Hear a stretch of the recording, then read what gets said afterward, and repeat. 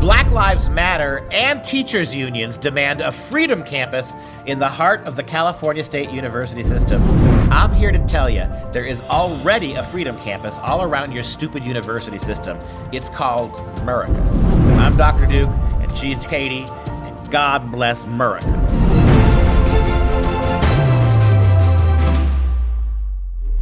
Hello, everyone, and welcome to the Dr. Duke Show, the one, the only program that keeps you educated on the craziness impacting K-12 classrooms and college campuses around the world. Today, we start in good old California, where the Black Lives Matter is preparing to take over another Los Angeles university, right? Somebody called Jed. It's dinner time. The bottom line here is that the overreach of the progressive Black Lives Movement matter has no boundaries. You have finally figured out, the progressive left, the one spear point, the one tip of the spear, the one camel's nose that you can get beyond the beginning of the tent and get the whole camel in the room. They have found that Black Lives Matter playing and preying on the racial guilt of Americans and a made-up false history about African American slavery. All of that stuff has been used now to mainstream the kind of cultural takeover that the left has wanted for a long time. So what is Black Lives Matter now?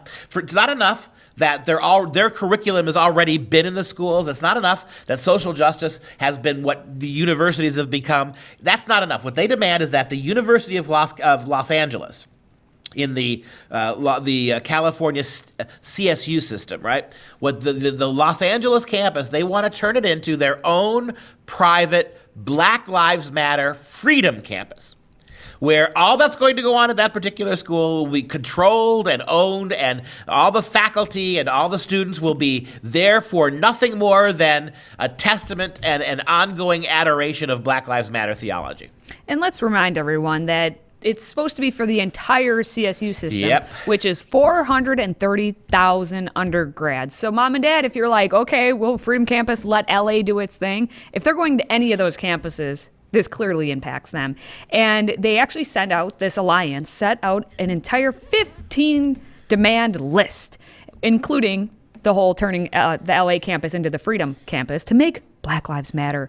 The list was directed specifically to the campus president, William Covino, and it starts by instructing him to appoint a prominent Black Lives Matter organizer as the dean. And they already know who they want because they've known who they wanted all along, and she's for it. Her name is Dr. Melina Abdullah. She leads the LA chapter of Black Lives Matter. Of course she does. She's also a professor of Pan-African Studies at Cal State LA. Now, the department was looking for, or the college was looking for a dean, and everyone's saying, oh, pick her, and they didn't pick her. I wonder why. So now she's actively getting all of her minions, aka her students, to support her so that she can become dean of a job that she's not that really. She's making up herself. Yeah. And let me guess, there's a change.org petition to get this to happen. There's always a change.org, Look, but there's I don't a demand list. This is interesting because I have a friend who used to teach at Florida Atlantic University, where William Covino was a member of his English department before he went up the ladder. He is a complete spineless, wishy-washy pansy face when it comes to dealing with progressive causes. He had a lot of trouble there at Florida Atlantic, not being able to give in, not being able to govern. Now he's at CSU system, which is a huge upgrade for him. And he's already been in the news. A couple years ago, he was in the news, getting people angry at him, not handling. They occupied his offices, didn't do a good job handling this. You have an empty suit in charge of this university system. Will be very interesting to see, because if what happens is you give into the Black Lives Matter people on this, you let an entire campus and an entire school be completely taken away from the people of California, their right to vote, their right to have an unpolitical education. You take it away from them and you give it to Black Lives Matter. Then every state's going to have campuses to every particular. There's got to be a feminist campus. There's got to be a Margaret Sanger campus, right? There's going to be the abortion campus. There's going to have to be the Native American campus, right? Like they'd be like casinos now, right? Just turn it over to the Native Americans and let them run it in the name of social justice. Again, this has nothing to do with schooling. This is all about what we've been saying for months and months years in the Dr. Duke Show. The not so slow, not so steady creep, the fast, far too quick and unreflexive transformation of our universities into places where social justice and left-wing politics is all we talk about. And it's not just Black Lives Matter who is supporting this. The California Faculty Association, it's a labor union.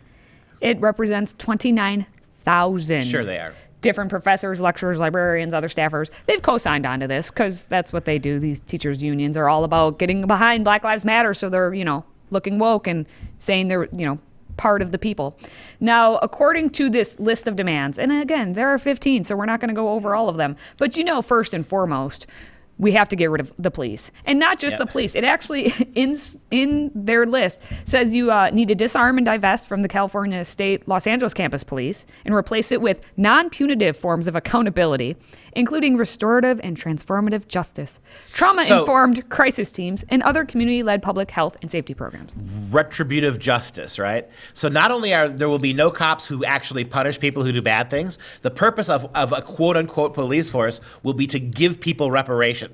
So if you're a black student and I'm a white student on that particular Freedom campus, and as a black student you come up and punch me in the nose, what the forces of reparation will make me go back to the guy who punched me and say, "Thank you, sir, for punching me," as a way of correcting my white privilege. That's what reparative justice is. Well, it says I'm restored then.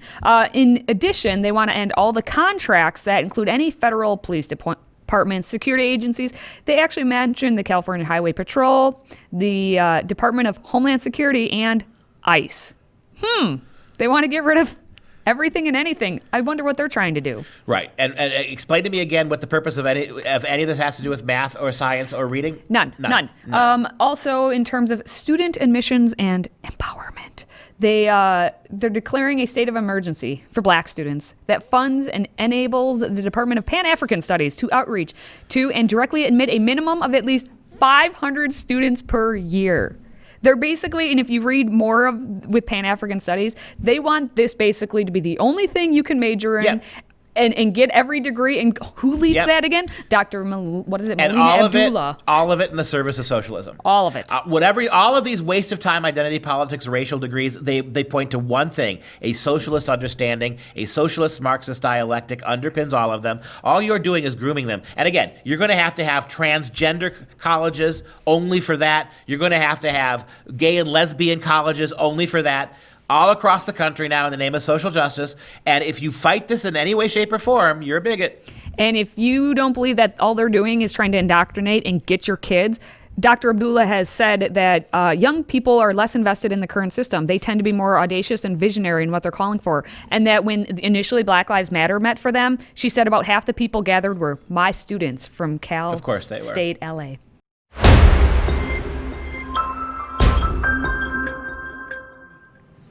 Okay, we're joined by our international correspondent, Alex Newman. Once again, Alex, thanks for joining us. Thanks very much for having me, Duke.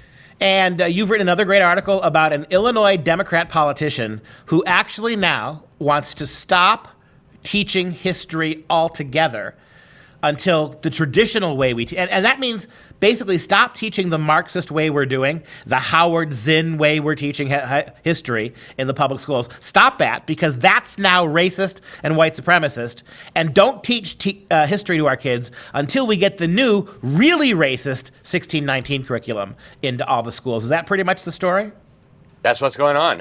His name is Representative LaShawn Ford, and he got together with this big team of educators, and I put educators in air quotes because, I mean, they're not really educators. But they had this big press conference, and CNN picked it up, and they said, history is making our children racist, and it's institutionalizing racism and white supremacy and all the rest of it. And so I'm calling for a total and complete ban on history lessons and history books until we can get the new program in. And, I mean, it's like post-revolutionary times, right? After they finish toppling the old regime, they want to come in with a whole new fake version of history. It's really incredible to behold, but it's being taken very seriously, dude. Well, where's the outrage for this? What you said is exactly right. The fact that we're teaching kids in 1969, white astronauts landed on the moon. That, by definition, because there were no black astronauts, that's white supremacy. Talking about how the American military defeated Hitler in World War II, that's largely white soldiers. Not completely, but largely. Therefore, we can't teach that because teaching the accurate history of America is white supremacy. You can't get away from it. In fact, the only legitimate way to teach history of America to make the progressives happy is to funnel everything through the lens of slavery. So you could say this: in 1969, 3 white astronauts landed on the moon, but slavery meant that no blacks had a chance to apply, right? That's what you have to do. Every aspect of our culture has to be a constant reminder that however good or successful or meaningful what the American people have done doesn't really matter because blacks were excluded or discriminated against. Yeah, it is bizarro world, Duke. I mean, it would be the equivalent of going to Nigeria and saying, oh, you can't teach Nigerian history anymore because it's black supremacy. There's not enough Chinese people. There's not enough white people. You can't have this history lesson anymore. And plus, some Nigerians owned slaves, and many Nigerians captured slaves and sold them to Arabs and to Europeans. And so we got to get rid of all the history. It's black supremacy. I mean, it's so idiotic. It's so stupid that it's incredible somebody could actually take this seriously. But as I mentioned, CNN has picked up this story now. The local media has picked up this story now, and they didn't laugh at it. They reported it as if this were a serious, legitimate concern. And as you said in the beginning of the program, Duke, we are not teaching true history in the way that normal, regular Americans think of it. Already in Illinois, it is constant fake Marxist, racialist history. Black people we're going to study Indian people, rather than just studying people, right? And it's all done through the lens of slavery, evil America, evil racist, white supremacist America, and it's already there. So the fact that they don't think that's radical enough really tells you a lot about where they're going. I mean, what we're undergoing here is like the communist Chinese cultural revolution. And that's what's so scary, is that they're already doing that stuff. I mean, this is the biggest lie I've ever heard as an academic. Hey, and I've heard it for 30 years, we don't have to teach Western culture. We don't have to teach American history. We don't have to teach the great books of Western culture. Our kids all know all that. It's like somehow you're born in America of any race, and suddenly your head is filled with dates and places and timelines of Western culture. It's not. Our kids are actually getting more of an education in multiculturalism than they are anything that has to do with Western culture. That's been going on for 50 years. And along comes the George Floyd situation, along comes Black Lives Matter, and now it's going to get even worse. Now the little bit, the basic structure of history is now racist. So that's got to be fixed as well. This is a complete and utter cleansing, a purging of American narratives of history in favor of non-Western communist Marxist ones. That's exactly right, Duke. And, it's very strategic. The people pushing this don't actually care about race. They don't actually care about white supremacy. They care about consolidating power and control over the masses. That's why math is racist. That's why English is racist. That's why history is racist. That's why science is racist. We've got to put a stop to it, or we're all going to end up as dumb as a box of rocks and slaves. On the other side of this interview, we'll come back and talk a little bit more about history education broader in America.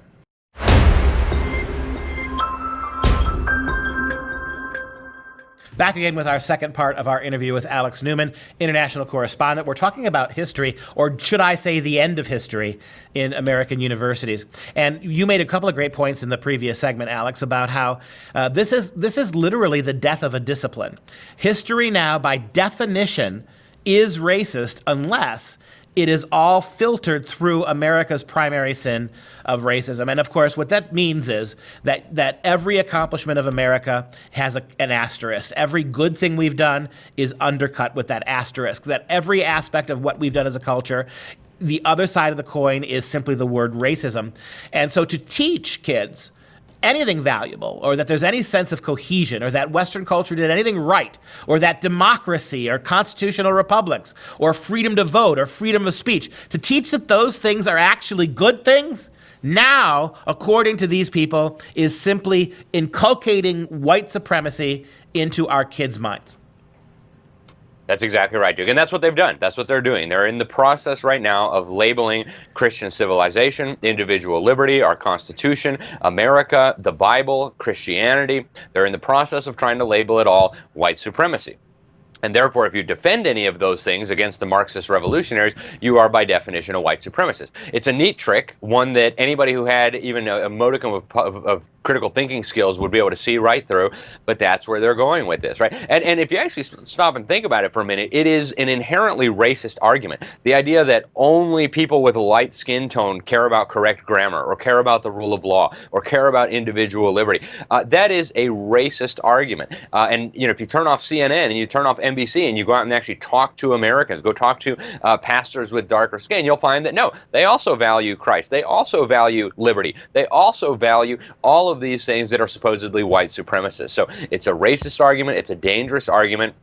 But that is now the formal narrative that is being sold to our children in public schools all across America. The 1619 Project is now on its way in. This completely flips American history upside down and makes, just like you said, Duke, every element of the American narrative is filtered through the lens of slavery, when in reality it's exactly the opposite approach of what we should be taking.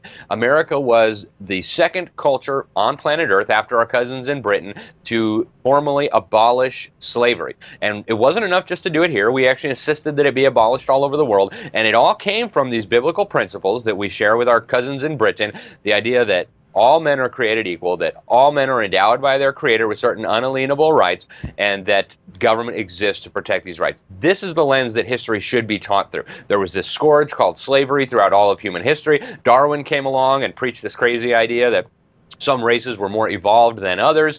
He was wrong. He was a quack pseudoscientist. And so, fortunately, the American experiment ended up quashing racism, quashing slavery, and now that has spread throughout the world. Shouldn't we all be thankful for America? But that's not what the kids are hearing. Instead, they're getting the exact opposite. Well, of course, the abolition of slavery has spread through the Western world.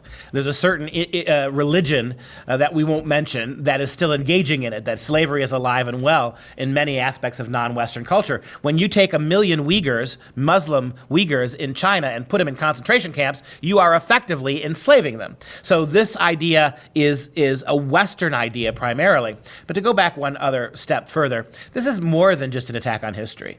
This is an attack on achievement. Whenever an achievement of Western culture or of quote-unquote white people, whenever there's an achievement in Western culture, getting to the moon, destroying Nazi fascism, discovering America, which exactly from the European perspectives, Columbus did discover something that no one knew existed before. Notice how all of that, every achievement, every attainment of Western culture or white culture, which they use that phrase, not me, it's all now lies, right? Achievement means racism. To have achieved something, accomplished something, it's not something to praise, it's not something to be proud of, it's something to tear down because it's racist and another race didn't do it. Meanwhile, the failure of certain races to not take full opportunity of the incredible opportunities they have in this country to make something of themselves, that now is success. You failed because of the white man, which means your failure is actually noble and a success. This is kind of the world we've inherited, and your kids are going to start getting this in the fall. That's right. It's a recipe for civilizational suicide, Duke, and we have got to put an end to it. Alex Newman, thank you so much again for your time. I wish we had a better report, but we'll stay on it.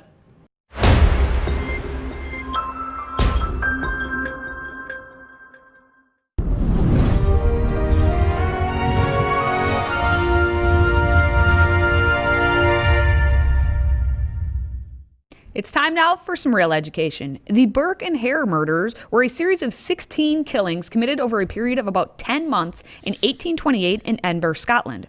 They were undertaken by William Burke and William Hare, who sold the corpses to Robert Knox for dissection at his anatomy lectures. A shortage of corpses for the local anatomy theaters gave rise to this ghoulish form of entrepreneurship. Yeah, ghoulish is the word. This is one of the, to me, it's so fascinating, but it's also so macabre element in America in Western history. So what happened is that through the 16th century, by the 1500s, doctors had started dissecting bodies in earnest. It never really happened before in the history of the world. The Greeks didn't dissect bodies. The Chinese didn't dissect them. The Romans didn't. Native Americans didn't. Nowhere in the world was medicine really based on what was actually in a human body. How do you have a effective medical program when we don't even know what the heart does or what the kidneys are for? Well, in the 16th century in Europe, doctors started dissecting bodies. And where did they get those bodies? They didn't need many. Medicine was not as modern and scientifically based as it is today. So they basically took bodies from the public executions. But what happened over time, more and more of the bodies that were hanged were turned over to the anatomists, who gave public lectures to people would show up and watch, and young doctoral students would show up and watch as bodies were dissected in public. So for a while there was enough executions to fill the medical schools. But by the time you get to the 1800s, there were far more medical schools. Medicine had become far more specific and scientific, that they were not executing nearly enough people to actually fit the requirements of the medical schools. So what they did is they started turning over the bodies of the sick, the bodies of those who died without family, the poor and the indigent. If you had no one to come and claim your body, they would turn them over to the anatomy theaters, and that wasn't enough. So what happened in the 1820s is two interesting figures, William Burke and William Hare, created a remarkable entrepreneurial moment. They decided that rather than digging up graves, this is called grave robbing, right? Rather than hiding in cemeteries when a body was buried and then sneaking in the middle of the night with their shovels, taking the body out of the coffin and taking it to the anatomists for money, because sometimes it took 3, 4, 5 days before the dead body was buried. So the body was already oftentimes corrupt by the time they took it to the doctors and not useful. Burke and Hare decided they were going to kill people, invite poor people back to their house, get them drunk, and then suffocate them or strangle them.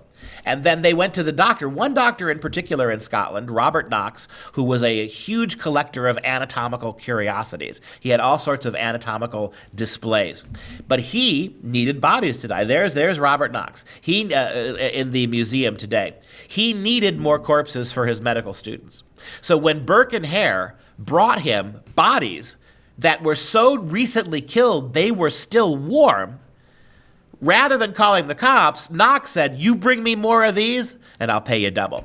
So over 16 different murders, they strangled people, brought them to Knox before this all finally came out. There's Burke on the left, Hare on the right. Well, when they were arrested, Hare on the right turned state's evidence against Burke to save his own life. Burke was immediately hanged, and his body was anatomized. What a fitting in public, right? What a sort of a fitting punishment for the guy who did this. And there's his, to this day, in the museum in Scotland. You can still see the skeleton of William Burke. It gets even more interesting. It was reputed that Charles Dickens owned a bookmark that was made of the skin of William Burke. They took his skin and they tanned it and they made things out of it. We no longer have the bookmark. It's gone, it's lost to posterity. But here's an example of a pocketbook that actually was made from the skin of William Burke.